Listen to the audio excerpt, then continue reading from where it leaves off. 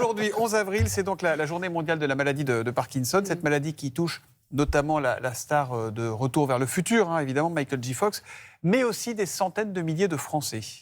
Exactement, Michael J. Fox qui avait en 91 été diagnostiqué à l'âge de 29 ans. C'est-à-dire qu'on a l'impression que c'est une maladie qui touche plus tardivement, c'est vrai que l'âge moyen c'est plutôt autour de la soixantaine, mais lui à 29 ans il a été diagnostiqué et il en avait parlé parce que forcément il avait été obligé de mettre un peu terme à sa carrière. En 98 il avait commencé à dire qu'il était malade et en 2020 il prenait sa retraite. Et en fait chaque année il fait le bilan, donc ça participe un peu aussi à suivre, j'allais dire, les progrès thérapeutiques, la stabilisation. Et là la bonne nouvelle quand même c'est il donne une interview et il dit si on me propose un rôle, que je le joue et que je m'amuse, c'est parfait. Donc il n'exclut pas complètement de revenir un jour, soit au théâtre, soit au cinéma.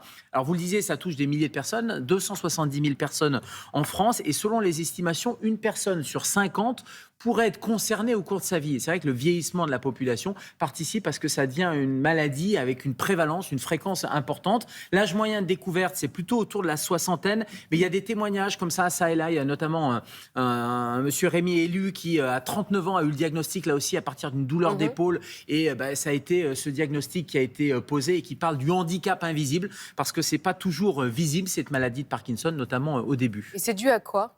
C'est dû à un déficit en dopamine. En fait, on a des neurones dans le cerveau. Ces neurones, ils synthétisent des neurotransmetteurs qui permettent que tout ça circule, que les informations circulent, et notamment les informations au niveau du mouvement.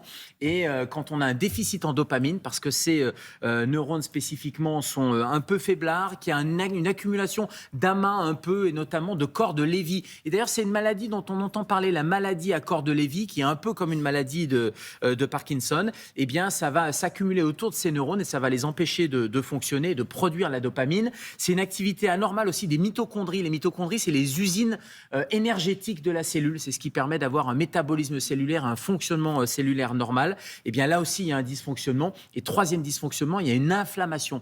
Et vous savez que l'inflammation, c'est un peu la clé dans plein de maladies. Là, l'inflammation du tissu cérébral va empêcher les neurones de fonctionner. C'est le cumul des trois qui fait qu'on est malade, ou pas forcément, c'est globalement un déséquilibre, une inflammation, les neurones à dopamine qui fonctionnent pas bien, et du coup la transmission du signal nerveux qui se fait pas, et qui fait qu'il y a ce tremblement qui est assez caractéristique.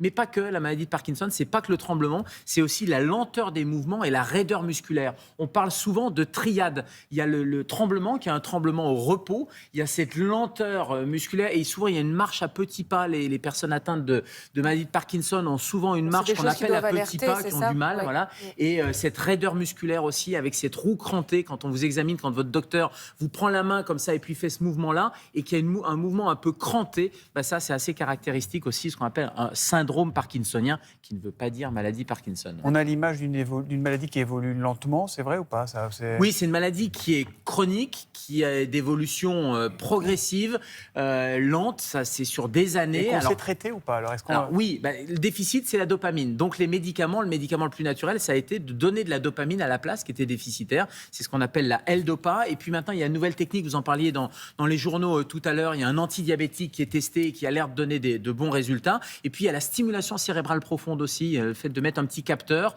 une sonde à l'intérieur, et qui va aller stimuler spécifiquement les neurones à dopamine. C'est comme un petit boîtier, un pacemaker qu'on met, sauf que la sonde, elle est dans le cerveau. Donc voilà, il y a plein de nouveautés thérapeutiques et d'innovations. Et puis c'est les 40 ans de France Parkinson. Et France Parkinson a fait une enquête cette année, notamment avec une équipe lyonnaise, et parle de médicaments assez faciles, qui est l'activité physique. C'est un médicament aussi efficace. Et quand on regarde, les gens savent que l'activité physique, c'est bon, et c'est bon en particulier quand on a la maladie de Parkinson. 9 personnes malades sur 10 le savent.